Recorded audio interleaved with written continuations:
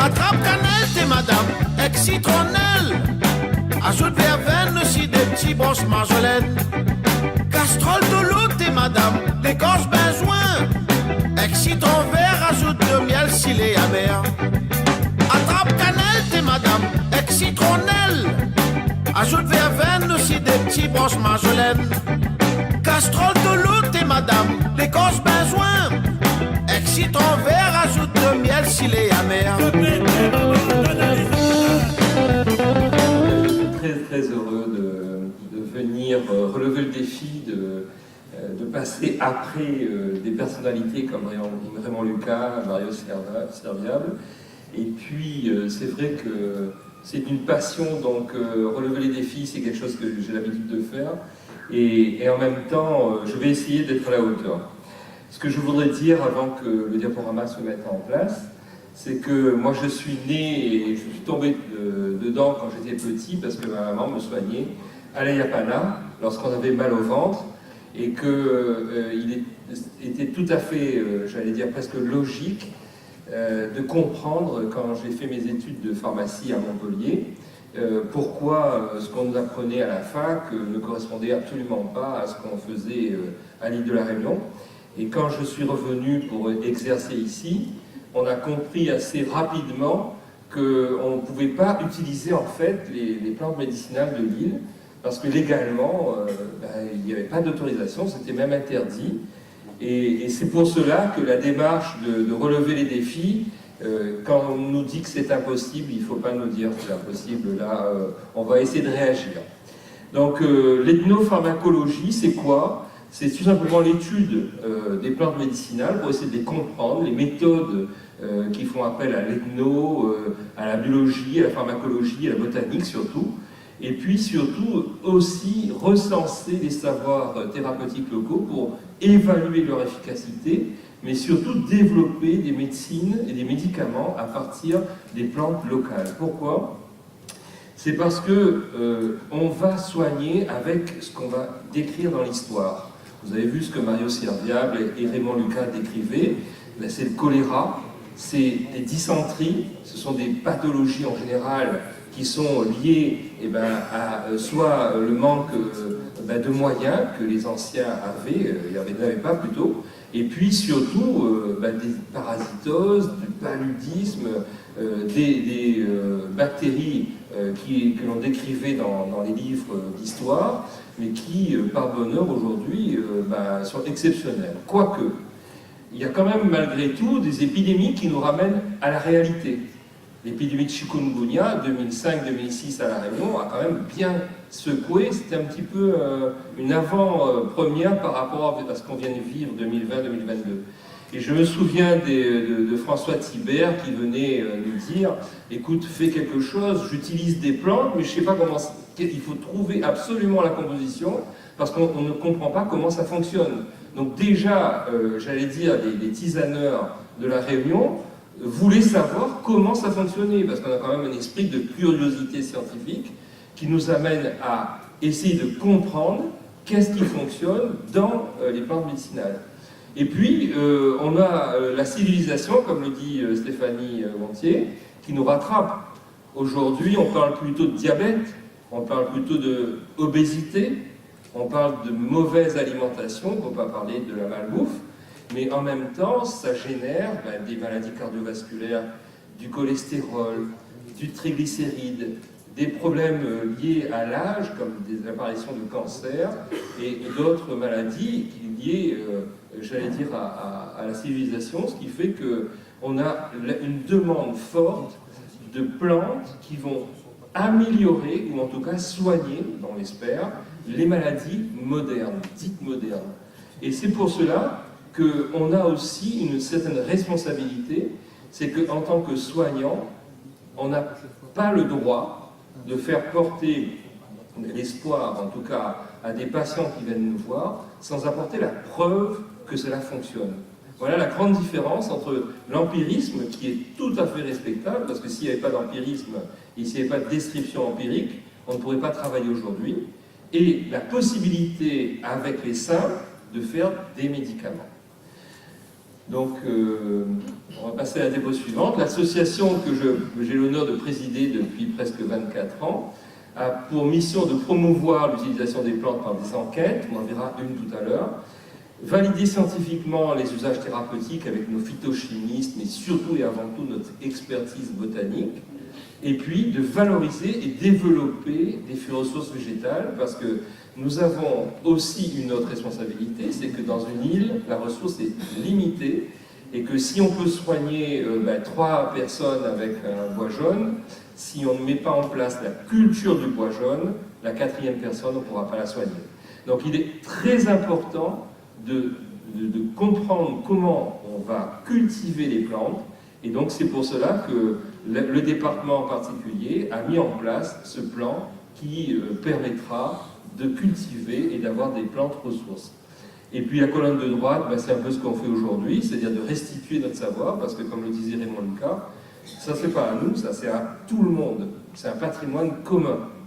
Donc quand on sait et qu'on apprend quelque chose, ou quand on découvre quelque chose, le plus important c'est de le restituer, et de le restituer en langage compréhensible pour tous.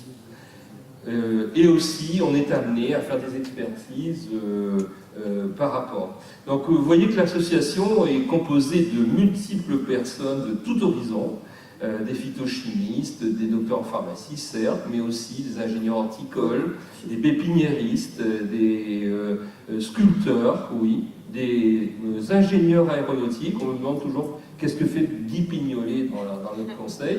Et bien, Guy Pignolet étudie avec nous la plante qui va pousser dans les navettes spatiales pour les voyages de longue durée, parce que pendant qu'ils sont en train de projeter un voyage sur Mars, il faudra entre 6 mois et 2 ans de voyage. Vous imaginez que sans un retour au naturel, et en tout cas une composition, une biosphère qui va être dans les capsules spatiales, on a besoin de plantes. Et il y a une plante de la Réunion qui est étudiée particulièrement pour cela.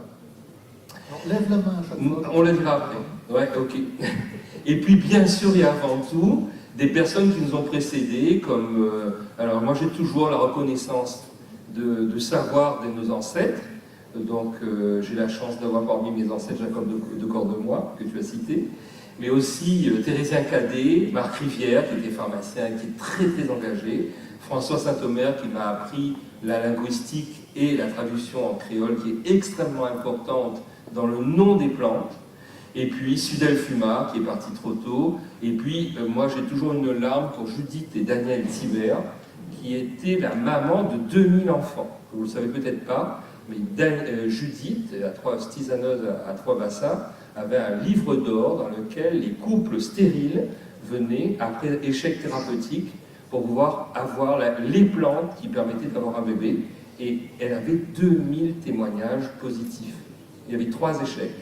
Donc elle était véritablement la maman de 2000 petites réunionnais. Je passe rapidement sur les logos, mais on en reparlera après.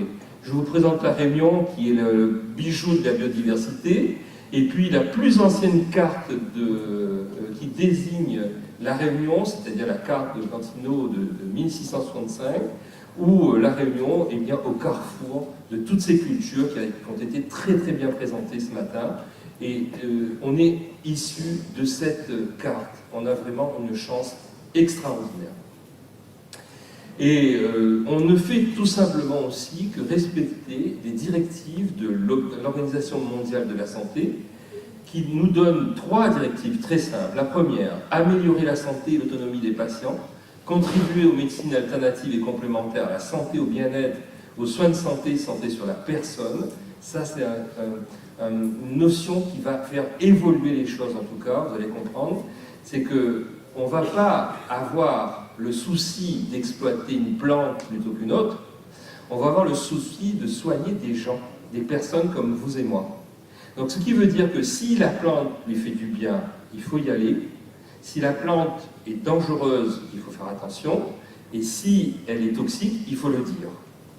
Et c'est aussi favoriser un usage sûr et efficace des médecines alternatives et complémentaires. C'est-à-dire que quand on étudie une plante, notre souci à nous, ça va être le premier souci, ça va être de faire les toxicités de la plante. et de vérifier que cette plante ne fait pas du tort. Il y a le serment des médecins, c'est primum non nocere, c'est-à-dire d'abord ne pas nuire, qui nous oblige à contrôler le dosage, la posologie et les plantes. Alors, si je vous mets cette image, bien évidemment, la Réunion ne peut pas se détacher de son histoire quand même. Et je pense que vous avez tous reconnu la maison d'Anne des Bassins, qui est un petit peu le symbole de l'époque coloniale et esclavagiste. Et un édit du roi, du Code Noir, a été à l'origine, en fait, du fait noir qui s'est mis sur les plantes. Je m'explique. Le Code Noir disait, dans son chapitre 14, et je préfère le lire en totalité pour que vous compreniez bien, que nous défendons aux esclaves d'exposer en vente au marché, ni de porter dans les maisons particulières pour vendre aucune sorte de denrée, même des fruits, légumes, bois brûlés, herbes ou fourrages, pour la nourriture des bestiaux, ni aucune espèce de grain ou autre marchandise, sans permission expresse de leur maître, par billet, etc., etc. Donc, dès l'origine, le Code Noir interdisait le commerce aux gens de couleur. Ce qui fait qu'il y a eu bien deux médecines, la médecine coloniale et la médecine des esclaves, et puis celle des marrons, qui a été très bien décrite, parce que c'est celle qui a permis aussi de garder par nécessité, là on n'est plus dans la mode de la phytothérapie moderne, on a besoin de survivre. Et pour survivre, il faut se nourrir, se vêtir et se soigner. Et donc, ces marrons-là, ils ont gardé ce savoir, surtout en partant dans les hauts.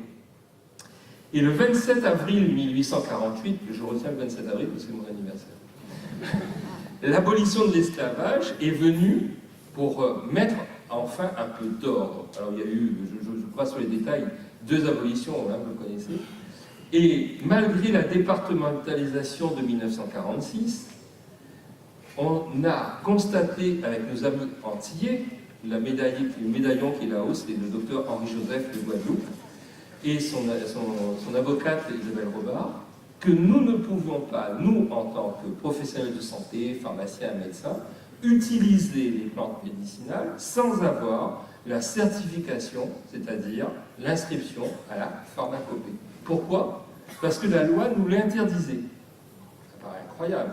On constate ça en 2008-2009, l'association existe depuis presque 6 ans, et grâce au débat à l'Assemblée nationale, je fais plus court, hein, et au vote à l'unanimité, le rêve aujourd'hui. Vous imaginez, si on votait à l'unanimité aujourd'hui une loi à l'Assemblée nationale, ça se saurait. Et bien on a voté qu'on pouvait enfin utiliser les plantes de l'outre-mer, donc c'est un combat collectif que l'on a mené, nous, à La Réunion, avec les Antillais, pour pouvoir inscrire les plantes. Et en 2013, les premières plantes médicinales de l'île de la Réunion, inscrites à la pharmacopée française, ont pu être mises en place. Vous ne me croyez pas, c'est 2009 la l'odéum qui l'a permis, 2011 un SIOM qui nous a donné les moyens, et l'odéadome qui était l'instrument, je veux dire, qui nous a porté à l'Assemblée nationale et au Sénat, ainsi que la modification que vous voyez du Code de la santé publique, qui est explicite. Eh ben, la pharmacopée comprenait à l'époque que les textes de la pharmacopée européenne et française, et on a fait rajouter, y compris celles qui relèvent des pharmacopées des Outre-mer, qui remplissent les conditions de la réglementation en vigueur dans le domaine. Chaque phrase a été discutée.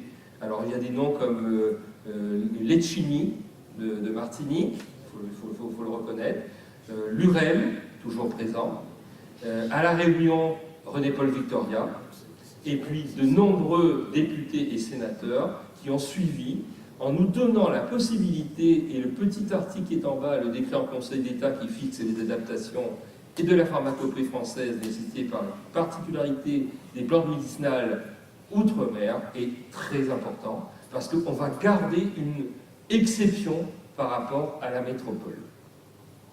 Et cette exception, c'est les premières inscriptions qui vont nous donner beaucoup de fil à retordre, parce que d'abord c'était la première fois, et secondo, il fallait répondre comme un tribunal. C'est-à-dire que vous avez en général des gens qui ne sont pas là pour vous donner envie de faire plaisir et qui sont là pour essayer de trouver la faille qui fait qu'une plante ne peut pas être utilisée en toute sécurité et toute efficacité. Donc on avait comme deux repères l'efficacité et l'innocuité, mais on a rajouté, puisqu'on est à La Réunion, l'endémicité, plutôt travailler sur des plantes qui n'ont jamais été étudiées. Or, les plantes qui n'ont jamais été étudiées, les phytochimistes ne nous ont pas donné la composition, donc il fallait la faire. Ou la toxicité. On a découvert que notre fleur jaune, par bonheur, ne contenait pas d'ibéricine comme le millepertuis qui se trouve en Europe. Et ça, c'est des portes qui s'ouvrent au fur et à mesure de nos études. Mais le souci, déjà à l'époque, était de préserver la ressource. Parce qu'on pleure un bois jaune de 300 ans qui a été coupé pendant l'épidémie de Covid, par exemple, du côté de Sainte-Rose. Et quand on sait qu'il faut 300 ans pour faire une plante, eh ben, on n'a pas envie, j'allais dire, d'avoir à aller au cimetière régulièrement pour pouvoir, j'allais dire, ne plus avoir de ressources. Donc ça aussi, notre souci, c'est cela. Et puis, les cultivateurs, les personnes qui font de la culture, aussi ont une responsabilité, c'est de donner des plantes qui poussent. Alors, comme le disait très bien Fabrice Témier dans le reportage, au début, on avait des arbres qui faisaient 15 mètres de haut, et c'était tout à fait normal, presque, j'allais dire, nécessaire, de prendre les écorces qui se trouvaient à proximité. Aujourd'hui, si vous allez voir le boulevard Sud, vous allez regarder tous les écorçages de benjoin qui sont sur le boulevard Sud. Erreur fatale. La première, c'est qu'on va tuer les benjoins. Ça, c'est quand même pas très sympa. Mais la deuxième, c'est pire, c'est que le boulevard Sud est tellement pollué que l'on fait absorber, malheureusement, des morceaux de bois qui contiennent plus de toxines que de principes actifs. Donc il y a une véritable volonté de légiférer, de réglementer. C'est presque nécessaire. Alors, Roger disait tout à l'heure aussi qu'à ma connaissance, je reprends tes mots avec tout le respect que je te dois, Roger, il n'y a eu pas d'intoxication. Alors moi, je reconnais que la première intoxication célèbre, c'est celle du gouverneur Vauboulon. Je ne sais pas si vous connaissez l'histoire, mais il était tellement sauvage et méchant qu'ils ont réussi quand même à l'empoisonner. Et ça a été son âme un bon débarras parce qu'il avait vraiment mérité. Il y a malheureusement aussi deux affaires en cours, et je peux vous témoigner puisque un des tisaneurs à qui on a demandé de se débarrasser, en général, c'est pour se débarrasser de la belle-mère ou du mari jaloux. Donc il y a deux affaires en cours, c'est-à-dire qu'elles sont actuellement jugées, d'empoisonnement avec du bois de rempart. Donc ça existe aussi, la mauvaise utilisation et l'utilisation détournée. Et nos tisaneurs, en tout cas ceux qui sont avec nous et qui travaillent avec nous à l'association, sont des gens responsables et des gens qui aussi ont cette déontologie et cette éthique. Donc qu'est-ce que je veux dire par là? C'est qu'on est amené quelque part à évoluer, à ne pas rester figé comme si nous l'étions dans le passé et qu'on soignait la dysenterie, le choléra. On a aussi la responsabilité de répondre aux besoins actuels des personnes. Et pour cela, on a mis en place la grille qui consiste à évaluer les plantes et à répondre à toutes les questions que la NSM nous pose lorsqu'on va inscrire une plante à la pharmacopée. Alors ça vaut le coup de se pencher dessus. La première expertise, elle est botanique. Merci à Roger Laverne, merci à Thérésien Cadet, merci à tous les botanistes qui nous ont précédés et qui ont fait un travail de romain. Franchement, il faut les applaudir. Être systémique botaniste aujourd'hui, c'est une vie entière. Même si on a des outils qui sont véritablement, qui peuvent nous aider, ces botanistes, ils ont passé leur vie au détriment souvent de leur famille. Et puis, les constituants chimiques, qui, avec les outils que l'on a aujourd'hui, nous permettent en effet d'aller beaucoup plus loin.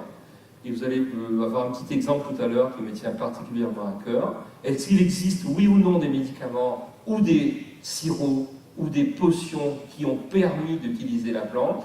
Alors, par bonheur aussi, nous avons dans notre pharmacopée, je prends l'exemple du collyroplantain, plantain chez nous, l'albucolie qui a permis au docteur Leclerc, que tu citais à Paris, de soigner l'albuminurie à l'époque, et bien tout ça c'est des plantes aussi de la Réunion et de l'outre-mer. Et puis les indications thérapeutiques qui, si elles existent, nous permettent aussi de cadrer de façon médico-légale. Donc là on commence à parler un petit peu plus sérieux, parce que si on fait une erreur ou si on se trompe, eh bien on va ramasser, j'allais dire, la volée de bois vert qu'on nous attend. Les effets indésirables, les conditions d'utilisation, les contre-indications, les interactions, les toxicités vous montrent que le souci premier, c'est d'abord de ne pas nuire et de faire très attention. J'ai pris comme exemple quelque chose qui me tient particulièrement à cœur, c'est l'Ayapana. Je rigole parce que tout à l'heure tu parlais de l'Ayapana malgache. Et la dernière trouvaille, tu le sais peut-être, de l'Ayapana malgache, c'est que ça réduit les spermatozoïdes. Donc ça rend stérile. Donc attention à l'usage prolongé de l'Ayapana malgache. C'est une plante qui nous vient des Philippines, spermacopée, et qui est utilisée, il faut comprendre l'histoire en entier, par les jeunes hommes pour se marier, parce qu'ils doivent se présenter vierges devant leur future femme. Donc pour éviter d'avoir des soucis, eh bien, ils prennent ce Ayapana malgache pour pouvoir justement ne pas faire d'enfants avant le mariage, bien sûr. Donc revenons à notre Ayapana à nous. L'Ayapana à nous contient par exemple 3 molécules, des coumarines, Ayapanine en particulier, une molécule qui en haut est très intéressante parce que c'est elle qui va nous donner la propriété sur les gastroentérites, et puis la thymoquinone qui est une propriété qu'on retrouve aussi, une molécule qu'on retrouve aussi dans une plante que vous connaissez peut-être, c'est la nigelle, le Nigella sativa, la graine noire, que l'on cite d'ailleurs dans le Coran, et qui, Mahomet disait que le graine noire soigne de tout, sauf de la mort. Donc ça veut dire que c'est une plante qui a une grande importance. Pour ceux qui ont déjà utilisé les graines noires, c'est une graine qui en pressant dans un petit sachet, va émaner une odeur de thymoquinone, justement, qui tue tous les virus. Donc, je veux dire que si on abuse un peu trop, d'ailleurs, ça risque de saouler un peu, donc il faut être très modéré dans la quantité. Et bien, ces 3 molécules nous expliquent pourquoi l'Ayapana, 1, est utilisé comme digestif et dans les gastroentérites, ça a sauvé pas mal de coliques, en particulier des nourrissons. 2, l'Ayapana, et vous allez peut-être le savoir, est d'abord et avant tout utilisé comme cicatrisant, pour permettre aux plaies de refermer, parce que la coumarine agit justement sur cette coagulation. Et puis, la thymoquinone comme antivirale, dans certaines propriétés, dans certains pays, on utilise l'Ayapana comme cela. Donc voilà le boulot qui consiste à chercher en fait et à vérifier pourquoi ça fonctionne. Et puis, on va passer donc de l'agrégation tradition, ça l'est bon pour mal au ventre, à l'indication thérapeutique, c'est-à-dire certifiée sur les gastroentérites. Vous voyez, la différence entre les deux, c'est qu'on va être obligé d'apporter la preuve, alors que l'empirisme qui nous sert de base, on ne peut pas se passer de l'empirisme. Je ne suis pas en train de démontrer que d'un côté, il y a l'empirisme qui est mauvais et la certification qui est bonne. Ça serait une erreur. C'est véritablement que les deux sont avec. C'est comme la Réunion, on vit ensemble, et bien on doit vivre ensemble entre l'empirisme et la certification. Et on est arrivé, alors j'avais prévu 50 feuilles, je suis désolé, mais je vous donnerai et mettrai à votre disposition le tableau alors c'est plus 27 maintenant, c'est 30 plantes de la pharmacopée qui sont certifiées à la Réunion, et on est en train de mettre 5 de plus au niveau de la pharmacopée.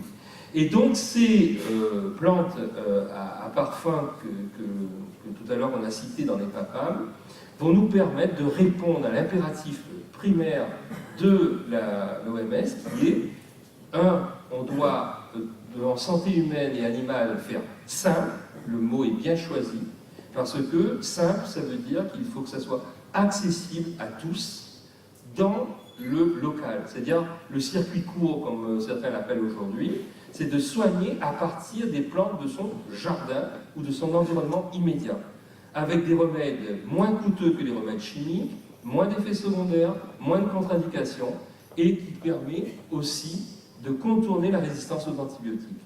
Pour ceux qui ne seraient pas convaincus, je mets toujours cette diapo de metformine, qui est une molécule de référence dans le diabète, puisqu'elle est issue d'une plante qui s'appelle le galéga, et qui nous permet aussi de soigner le diabète de type 2.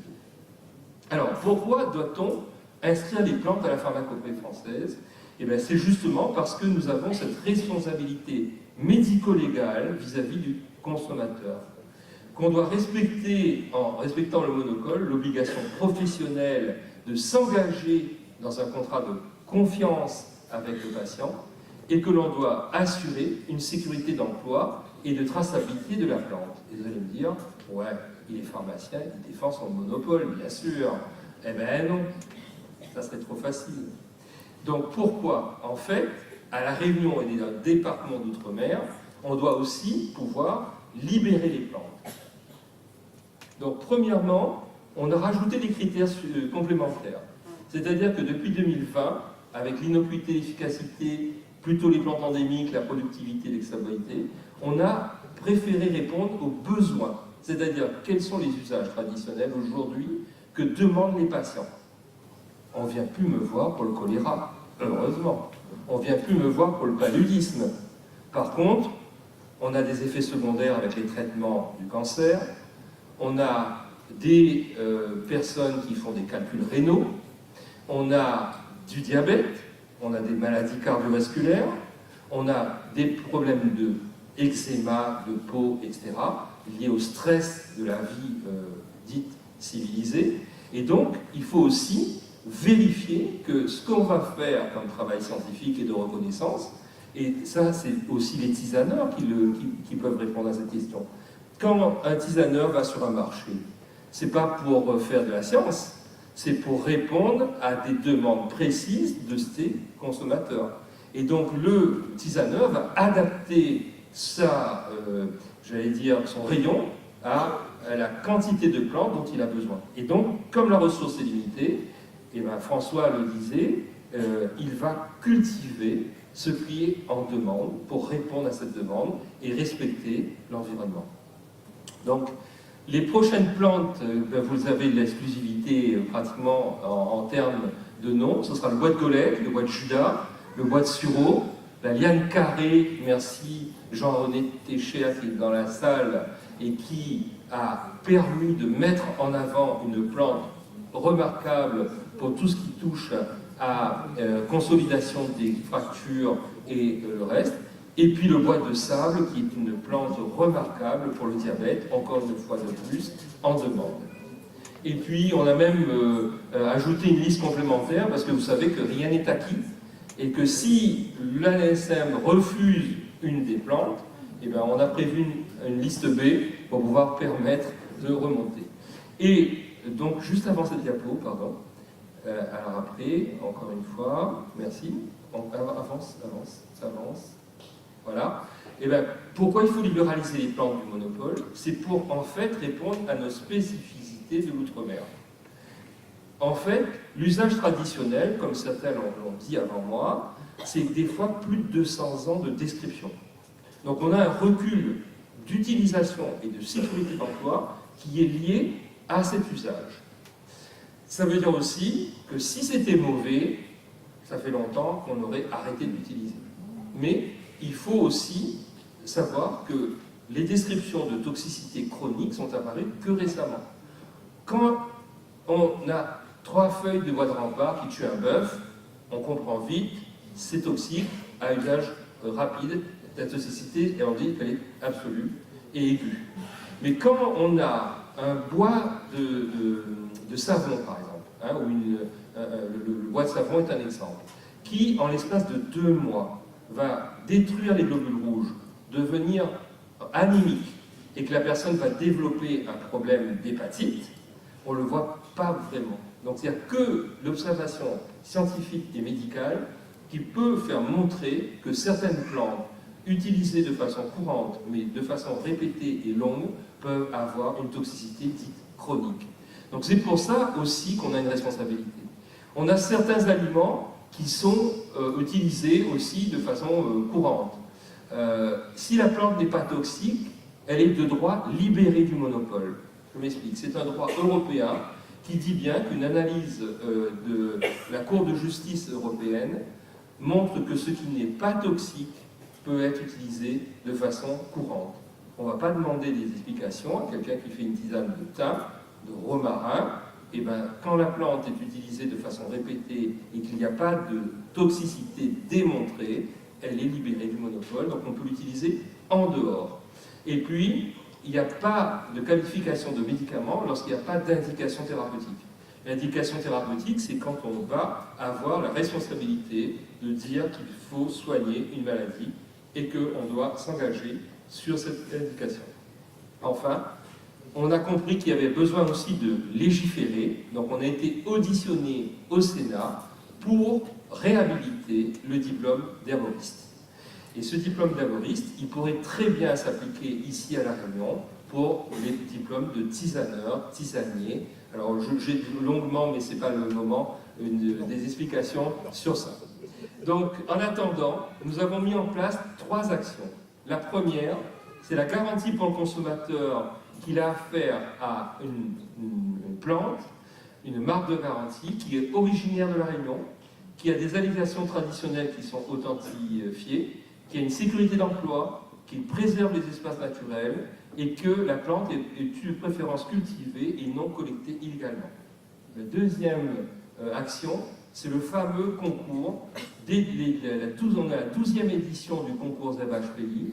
C'est un projet pédagogique qui avait été instauré par Roger Laverne lorsqu'il était professeur de biologie au collège de Dodu, qui permet de faire des herbiers de plantes médicinales aux élèves. Alors il y a un niveau primaire, un niveau collège, un niveau lycée.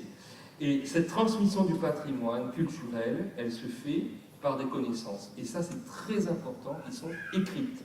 On a tout de suite compris que si on reste sur l'oralité et qu'on n'écrit pas, on va perdre ce patrimoine. Et ça nous permet aujourd'hui d'être fiers d'avoir plus de 120 classes, 3600 élèves et 4500 herbiers qui ont été collectés. Et puis, ça valorise bien sûr le lien entre les générations, et puis ça apprend aussi aux enfants à construire un herbier, ce qui leur permet de respecter la nature, de l'observer et d'avoir un vrai, j'allais dire, outil de travail.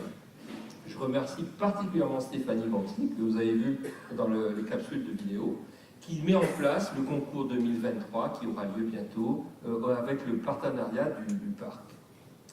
Et enfin, tous ces ouvrages, toutes ces conférences et tous ces herbiers ont permis, juste avant 3 secondes, d'éditer beaucoup de thèses, de mémoires, en particulier ce DU d'ethnomédecine. Alors vous savez qu'on est le seul département en France à avoir un DU d'ethnomédecine qui regroupe les professionnels de santé et les praticiens dans une formation qui est commune de 2 ans et qui permet, on a vu tout à l'heure le témoignage du médecin, de Dr Cavedi, mais à des médecins aujourd'hui de prescrire ces plantes médicinales issues de notre biodiversité. Et enfin, bien sûr, tout ça n'aurait pas été possible sans le partenariat de tous les organismes et institutions. Je vous remercie. Attrape canette, madame, ex-citronnelle. Ajoute verveine aussi des petits broches marjolaine. Castrol de l'eau, madame, d'écorce benzoin. Ex-citron vert, ajoute de miel s'il est amer.